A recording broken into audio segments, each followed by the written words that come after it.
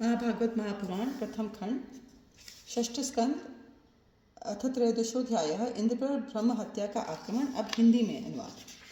श्री सुखदेव जी कहते हैं, महादानी परीक्षित, वृत्रासुर की मृत्यु से इंद्र के अतिरिक्त तीनों लोक और लोकपाल तत्क्षण परम प्रसन्न हो गए।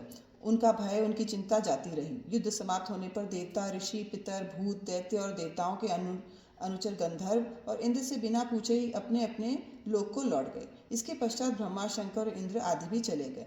राजा परीक्षित ने पूछा, भगवान, मैं देवराज इंद्र की अप्रसन्नता का कारण सुनना चाहता हूँ। जब वृत्रासुर के वध से सभी देवता सुखी हुए, तब इंद्र को दुख होने का क्या कारण था? श्री सुखदेव जी ने कहा, परीक्षित, जब वृत्रासुर के पराक्रम से सभी देवता और ऋषि महर्षि अत्यंत भयभीत हो गए, तब उन लोगों ने उसके वध के लिए इंद्र से प्रार्थना की, परंतु वे ब्रह्म हत्या के भय से उसे मारना नहीं चाहते थे। देवराज इंद्र ने उन लोगों से कहा, देवताओं और ऋषियों, मुझे विश्व रूप के वध से जो ब्रह्म हत्या लगी थी, उसे तो स्त्री, पृथ्वी, जल और वृक्षों ने कृपा करके बांट लिया। अब यदि मैं वृत्र का व्रत करूं, तो उसकी हत्या से मेरा छुटकारा कैसे होगा? श्री सुखदेव जी कहते हैं, देवराज इंद्र की बात सुनकर ऋषियों ने उनसे कहा, देवराज, तुम्हारा कल्याण हो, तुम तनिक भी भय मत करो, क्योंकि हम अश्वमेध यज्ञ कराकर तुम्हें सारे पापों से मुक्त कर देंगे। अश्वमेध यज्ञ के द्वारा सबके अंतर्यामी सर्वशक्तिमान परमात्मा नारायण देव की आराधना करके तुम संपूर्ण जगत का वध करने के पाप से भी मुक्त हो सकोगे। फिर वृत्रासुर के वध की तो बात ही क्या है? देवराज, भगवान के नाम कीर्तन मात्र से ही ब्राह्मण, पिता, गौ माता, आचार्य आदि की हत्या करने वाले महापापी, कुत्ते का मांस खाने वाले चांडाल और कसाई भी शुद्ध हो जाते हैं। हम लोग अश्वमेध नामक महायज्ञ का अनुष्ठान करेंगे। उसके द्वारा श्रद्धापूर्वक भगवान की आराधना करके तुम ब्रह्मा पर्यंत समस्त चराचर जगत की हत्या के भी पाप से लिप्त नहीं होगे। फिर इस दुष्ट को दंड देने के पाप से छूटने की तो बात ही क्या है? श्री सुखदेव जी कहते हैं, परीक्षित, इस प्रकार ब्राह्मणों से प्रेरणा प्राप्त करके देवराज इंद्र ने वृत्रासुर का वध किया था। अब सब उसके मारे जाने पर ब्रह्म हत्या इंद्र के पास आई। उसके कारण इंद्र को बड़ा क्लेश, बड़ी जलन सहनी पड़ी। उन्हें एक क्षण के लिए भी चैन नहीं पड़ता था। सच है, जब किसी संकोची सज्जन पर कलंक लग जाता है, तब उसके धैर्य आदि गुण भी उसे सुखी नहीं दे पाते। देवराज इंद्र ने देखा कि ब्रह्म हत्या साक्षात चांडाली के समान उनके पीछे पीछे दौड़ी आ रही है।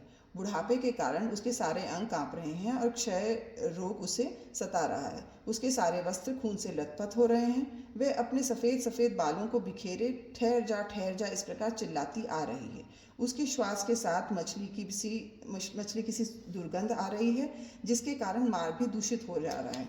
राजन, देवराज इंद्र उसके भय से दिशाओं और आकाश में भागते फिरे। अंत में कहीं भी शरण न मिलने के कारण उन्होंने पूर्व और उत्तर के कोनों में स्थित मानसरोवर में शीघ्रता से प्रवेश किया। देवराज इंद्र मानसरोवर की कमल नाल के तंतुओं में 1000 वर्षों तक छिपकर निवास करते रहे और सोचते रहे कि ब्रह्म हत्या से मेरा छुटकारा कैसे होगा।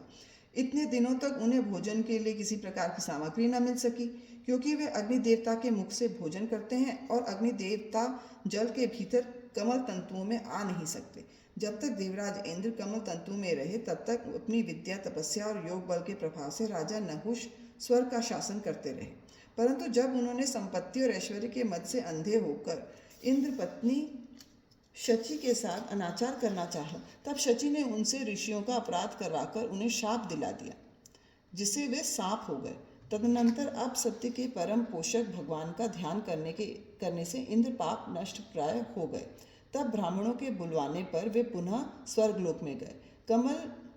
कमल वन विहारिणी विष्णु पत्नी लक्ष्मी जी इंद्र की रक्षा कर रही थीं और पूर्वोत्तर दिशा के अधिपति रुद्र ने पाप को पहले ही निस्तेज कर दिया था, जिससे वह इंद्र पर आक्रमण नहीं कर सकता। परीक्षित, इंद्र के स्वर्ग में आ जाने पर ब्रह्मर्षियों ने वहां आकर भगवान की आराधना के लिए इंद्र को अश्वमेध यज्ञ की दीक्षा दी। उनसे अश्वमेध यज्ञ कराया। जब वेदवादी ऋषियों ने उनसे अश्वमेध यज्ञ कराया तथा देवराज इंद्र ने उस यज्ञ के द्वारा सर्वदेव स्वरूप पुरुषोत्तम भगवान की आराधना की, तब भगवान की आराधना के प्रभाव से वृत्रासुर के वध की वे बहुत बड़ी पाप राशि इस प्रकार भस्म हो गई, जैसे सूर्योदय से कोहरे का नाश हो जाता है। जब मरीचि आदि मुनीश्वरों ने उनसे विधि पूर्वक अश्वमेध यज्ञ कराया, तब उसके द्वारा सनातन पुरुष यज्ञपति भगवान की आराधना करके इंद्र सब पापों से छूट गए और पूर्ववत फिर पूजनीय हो गए।